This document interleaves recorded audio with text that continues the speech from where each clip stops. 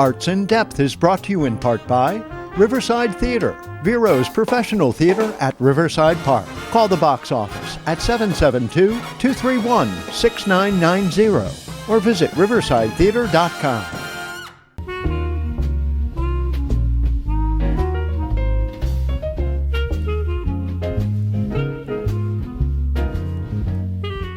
Arts in Depth, a 1/2-hour televised program presented to you by the Cultural Council of Indian River County. I'm Barbara Hoffman, Executive Director of the Cultural Council and your host for Arts in Depth. Thank you for watching. Vero Beach has a rich advertising art heritage as Indian River County lies in the center of the Florida orange and citrus growing areas. This is one of the reasons that Indian River Poster Company opened its doors last year in Vero Beach. My guest today is Mike Gotwalt, founder of Indian River Poster Company, and welcome, Mike. Thank you, Barbara. Your website states that collecting posters has always been a passion. How did your passion for collecting posters turn into the Indian River Poster Company? Thanks, Barbara. Thanks for having me, and thanks for the Cultural Council and all the things that they've done for the county. I collected posters for 50 years. I started in the movie theater business back in State College, Pennsylvania, when I was a student at Penn State. And it just burgeoned into a passion for collecting posters. And we brought it together in Vero Beach because we like Vero Beach. I've been coming here for a long time.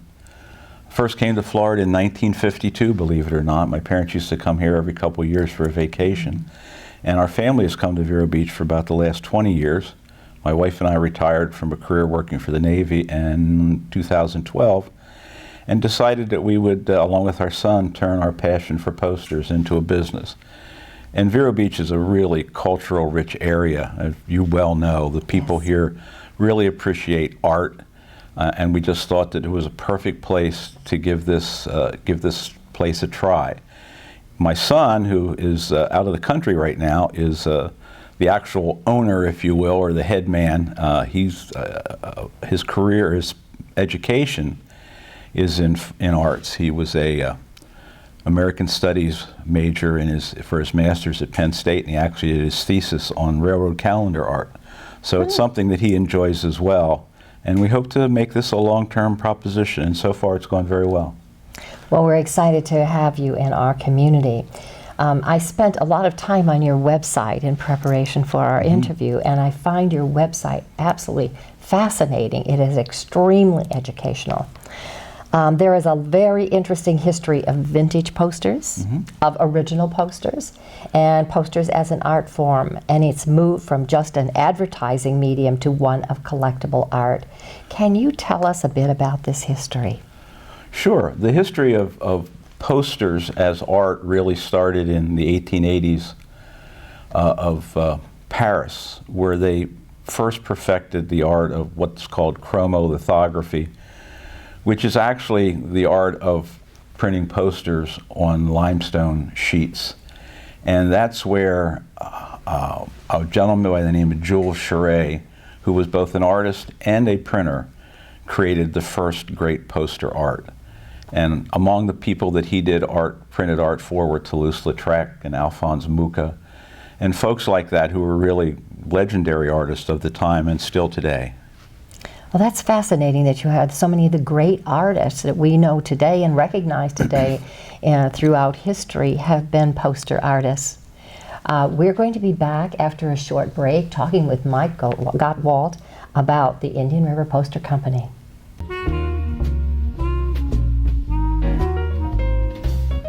The fun is happening at Vero Social Club on North US 1, where friends meet for bingo every Tuesday and Thursday. Doors open at 10, with luncheon served, and the games begin at noon. Then Vero Social Club opens up the dance floor Thursday nights for social dancing. And weekends, Vero Social Club eats up. Check the website for Latin night special events. And each Sunday, dance to hip-hop all night long. Go to VeroSocialClub.com. Vero's #1 party destination. Vero Social Club, 7500 North US 1. Arts in Depth is brought to you in part by Riverside Theater, Vero's professional theater at Riverside Park. Call the box office at 772-231-6990 or visit riversidetheater.com. I'm here with Mike Gotwalt, who is the founder of the Indian River Poster Company, and we were talking about the history of vintage posters, the original posters, and the posters as an art form, and then how it has moved on from an advertising medium to collectible art. Mike, we were talking about that, and I'd like to have you kind of continue this conversation, if you would. Sure. The interesting thing about vintage posters, or posters in general, is it actually provides an artist an opportunity to earn some money on a regular basis. If you're a fine artist working in oils, you do one at a time, and it's very difficult to become well-known and popular. But as a posterist, you can print 1,000 copies of a great piece of work and get it out for everybody to see. The only thing that goes along with it is there's usually some text along the bottom that says, you know, visit the Moulin Rouge or the Eiffel Tower or something like that. So no sooner did Jules Charest and the other artists of Paris put their posters up on the streets, on the sides of the trolleys and what have you, then people started to take them, literally steal them. They loved them so much that they took them. And so they became collectible almost right away from that perspective. So one of the things that Jules Charest did was he hit upon the idea of, if people are really going to be taking my posters, which I don't like them doing because I have an agreement with a client to have this poster up for so long, he decided to create a subscription series of posters called Le Maîtres de l'Affiche, Masters of the Poster. And I brought one along to show you what it was like. This was a poster from 1895. Now this actually existed in full size, something like 40 by 60 inches poster, as were most of the posters of the day. But what Jules Charest did is he took these posters and recut them in limestone as small copies, and then you would buy them as a subscription. For a year you'd pay 30 francs and you get 4 a month. And there are Toulouse-Lautrec's in here in this series, Muchas, Steinlen's, other great people. Charest was a great artist in his own right, and this is one of his posters. It's beautiful. It's of the Belle Epoque era, when everything in Paris was wonderful. We had gone 30 years without any wars. It was a period of great invention, so it was a very happy time.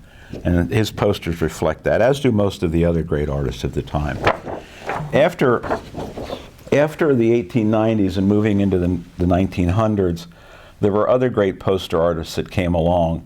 One is worth note is a gentleman by the name of Leonardo Cappiello, who was an Italian who worked in Paris for 40 years. And Cappiello had an interesting concept about posters. He thought that they had a life of 15 seconds. 5 seconds to get your attention and 10 seconds for the message to be absorbed. Which is kind of interesting today when you look at television advertisements are about 15 seconds. You have the same type of mentality. If you cannot grab somebody's attention and get your message across in 15 seconds, it's a loss. So Cappiello was one of the other great poster artists of that period. There were others as well. We moved into the 20s and 30s. We did a lot of travel posters, a lot of great people like Cassandra and Rogers Broders.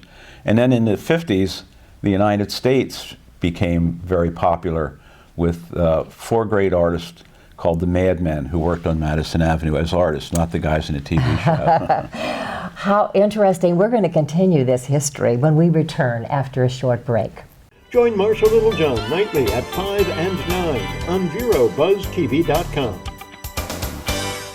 During the course of the past 100 years, advancements in technology have dramatically changed forever the manner in which people worldwide interact and now connect and communicate with one another.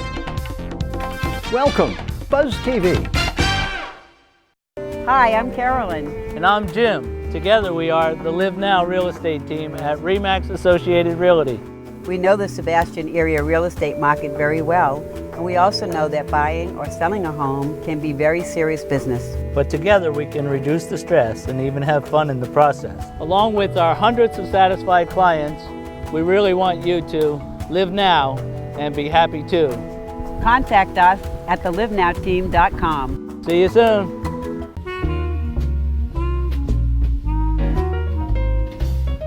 Mike Gotwalt, founder of Indian River Poster Company, was just telling us about some of the history of posters, and there's a little bit more he wants to say.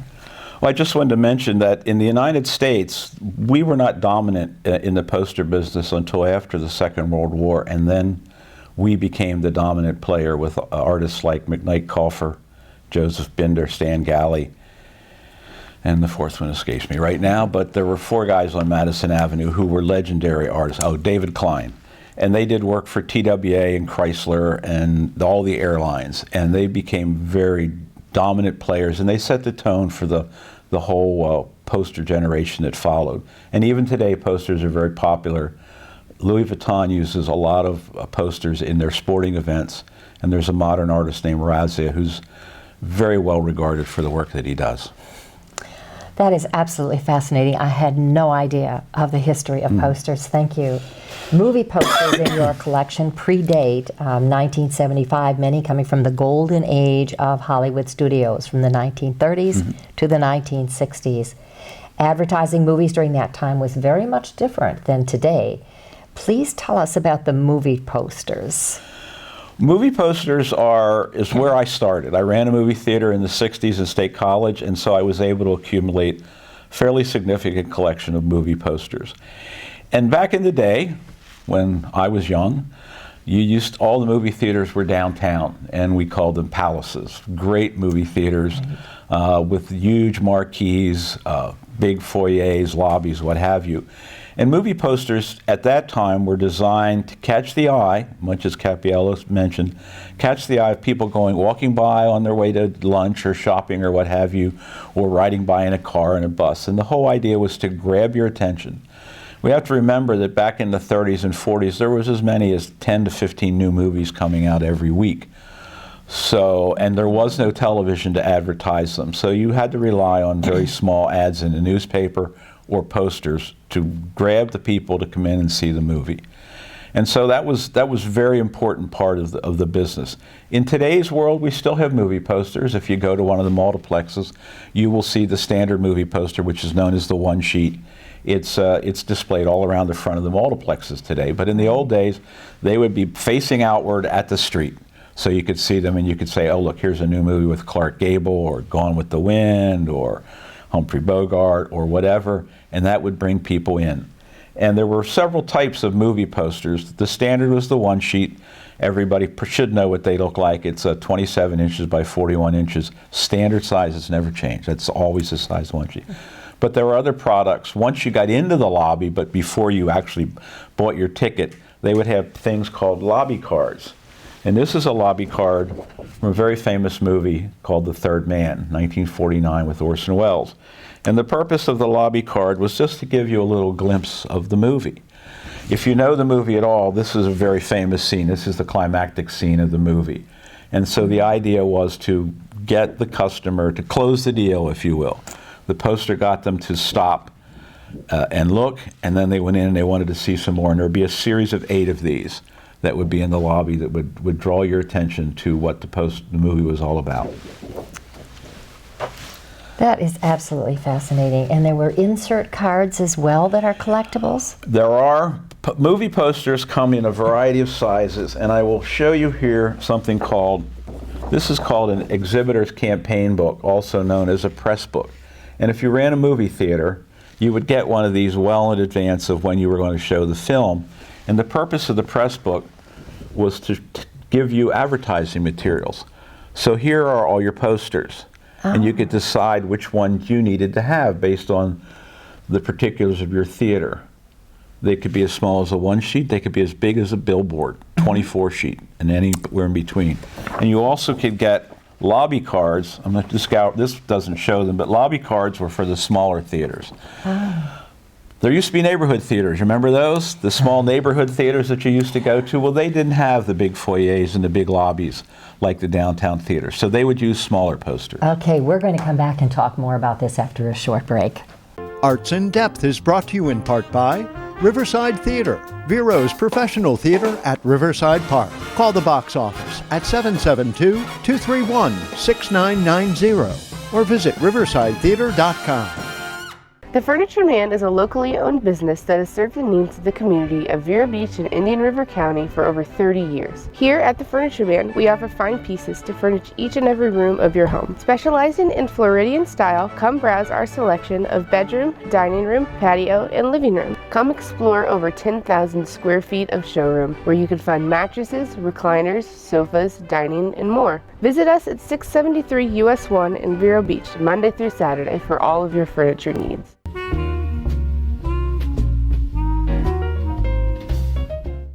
Mike, we were in a fascinating discussion. You were telling us about these movie posters and about the press books and the lobby cards and so forth. You have with you a press book. I do. These press books are now collectibles as well. You have some in your store. Mm-hmm. Tell us what all is in that press book. Well, I collect press books because, first of all, there's usually a lot of nice artwork associated with it, but it also shows you how they intended to advertise the film. They would tell you ways to promote the film in your community, whether you would tie in with schools, with organizations, with products, and what have you. It would also give you a sample, or not a sample, it would show you the movie ads that you could buy to run in your newspaper.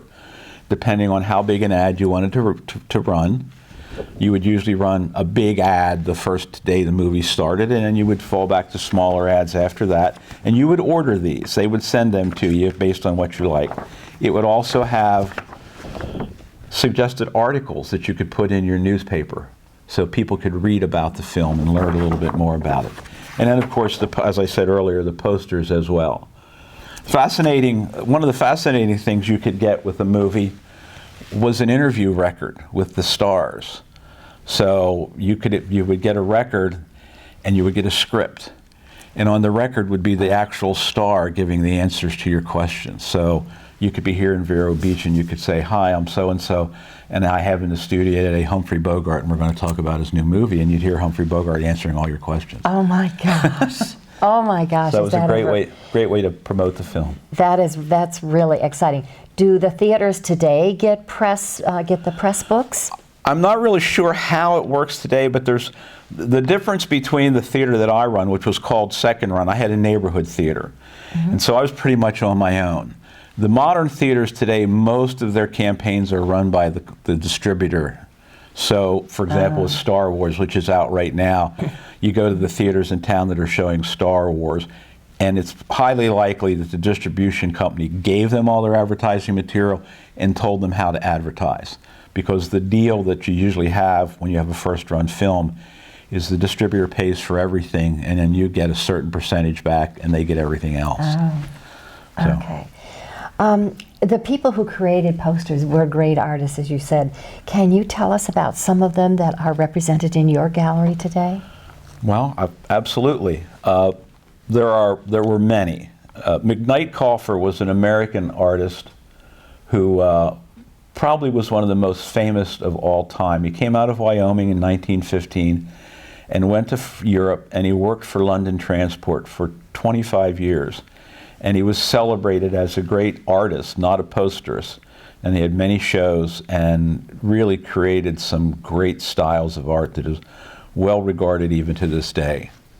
Other artists would be people like Roger Broders and A.M. Cassandra, who were both French artists who worked in the railroad business.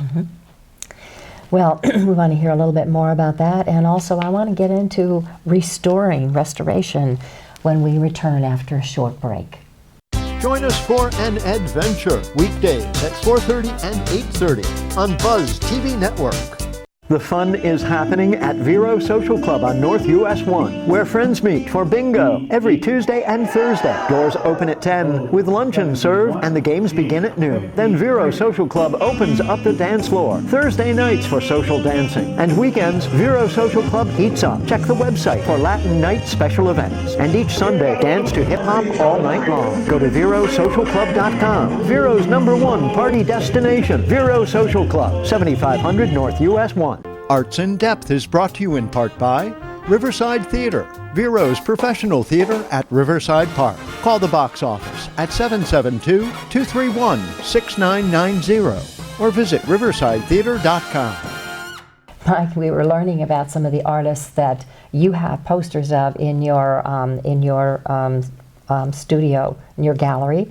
But I have a question. Not all of the posters can be in very good condition. So, how do you deal with the restoration of posters? Posters can be in very sad shape, but most posters are in pretty good condition. But when they need restored, we do two things. First of all, every vintage poster gets linen mounted, which is an archival process of fixing the poster to artist canvas. That allows us to handle the poster without getting our fingerprints, if you will, on the actual poster itself. And it protects the posters, because these were never meant to last. They were meant to be around for 6 months as an ad campaign, so they're almost always printed on something as thin as newsprint. So we linen mount posters. We have several restorers in the Northeast that we deal with who will linen mount them.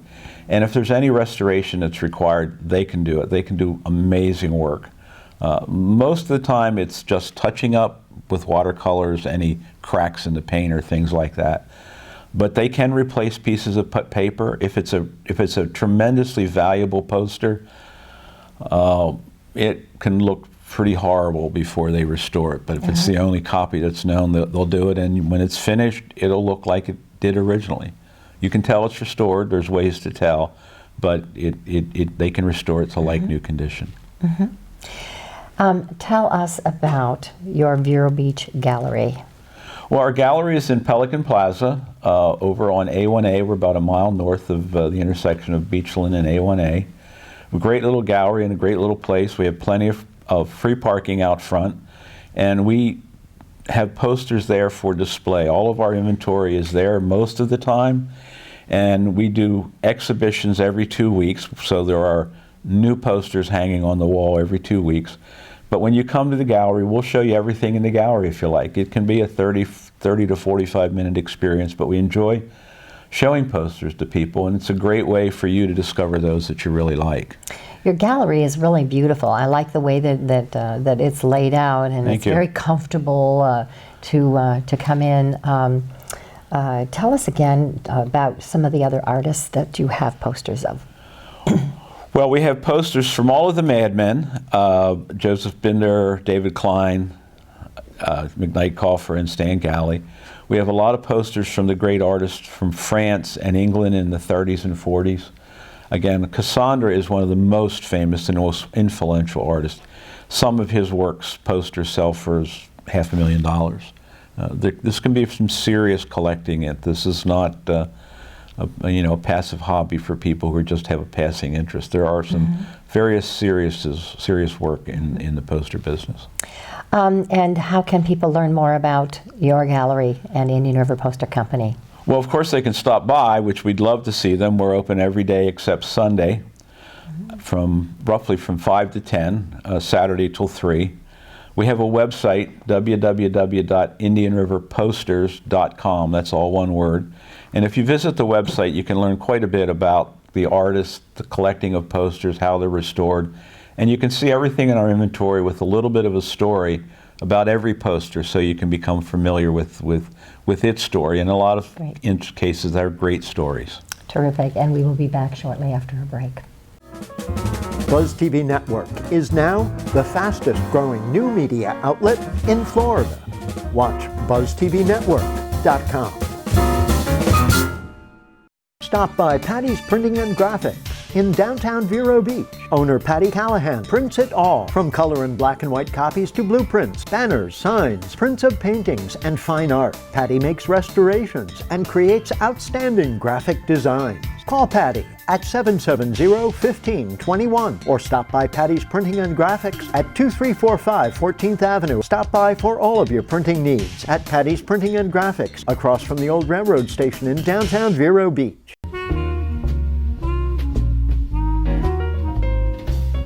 And again, I'm back with Mike Gotwalt, who is the founder of the Indian River Poster Company and the Vero Beach Gallery, I'll include. The Indian River Poster Company is not only bringing an exciting new art form to Vero Beach, but also a history lesson. What do you see as the future for vintage posters? I think the future is quite good. There is a lot of interest in this type of art. It is affordable. Fine art, oil paintings, if you will, are pretty much out of the range of most folks, but you still can collect the great artists in poster work, so I think there's a great future. There are worldwide auctions held just about every month in a variety of places, which are well attended, well bid upon. Prices can get pretty high at times. So I think there's a great future for the market. It's art, it's collectible. The gallery is going very well. We knew that when we came here we would have to sell the community on the idea of vintage posters because a lot of people are not that familiar with them. But we've done very well. We've advertised, we've taken part in events, and we've had a lot of people stop by. And this is our second year, and the foot traffic coming in is tremendous. So we're hoping we have a long and fruitful relationship with the community. So you see your company growing in the next few years while you're here? We do. We do very much. We want to add posters. We deliberately started off by limiting the value of the posters that we sold. The most expensive piece of art that we had was only $5,000. We didn't want to invest in really expensive stuff right away because we weren't sure that people would take to it. But now that we know that they do, we're going to expand into the more higher priced work, and we think that's going to go very well. Mm-hmm. And what do you see as some of the challenges? Well, the challenge is always one of the new marketplace, and probably the biggest challenge is the millennials. They haven't really demonstrated a great interest in art yet in a lot of instances. The older people, the more middle-aged older people love art.